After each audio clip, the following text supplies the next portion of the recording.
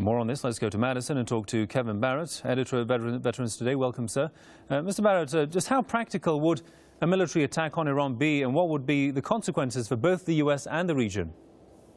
Well, we've known for many, many years that a military attack on Iran cannot possibly result in a victory for the attackers. There was a study conducted by a whole group of military experts for the Atlantic Monthly magazine. I think this was in 2005 or something like that. And they found that when they ran the war game scenarios for a Western war against Iran, that Iran always won.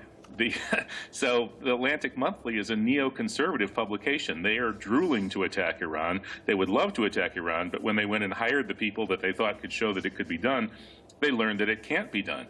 And that's been the reality that's governed what's been going on for the past decade. The neoconservative Zionist Likudnik extremists aligned with Netanyahu want a wide Mideast war so they can continue the ethnic cleansing of Palestine and maybe finish it, chase all the Palestinians out, murder a large segment of them.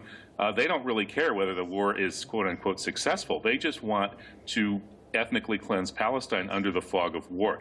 And Americans, including top American diplomats, should know that this is not in America's interest. And I'm sure John Kerry knows that. And yet he feels compelled to issue these barbaric threats of war. Essentially, these are threats to commit the supreme war crime, aggression, which has been viewed as the worst crime that's in existence since the Nuremberg tribunals. He feels compelled to keep uttering these threats because he's under pressure from the Zionist lobby, which has so much power here in the USA. Right. The fact that these threatening statements are against international law and the UN Charter, why don't we see any reaction or rebuke from the United Nations itself?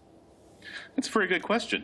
You know, I think that one of the purposes of the coup d'etat on September 11th, 2001, was to put an end to the Nuremberg period. From the time of the Nuremberg tribunals after World War II through September 11th, 2001, leaders of countries that wanted to launch wars of aggression against other countries had to find a way to pretend that they were actually defending themselves, because aggression had been defined as the worst war crime. Now, the Zionists didn't like that, so they set up the 9/11 attacks in part to unleash wars of aggression by Israel and the U.S. They call these preemptive wars. The attack on Iraq and indeed the attack on Afghanistan are classic examples of wars of aggression that were redefined as preemptive wars due to the public relations bonanza that these people reaped after their 9/11 false flag attack.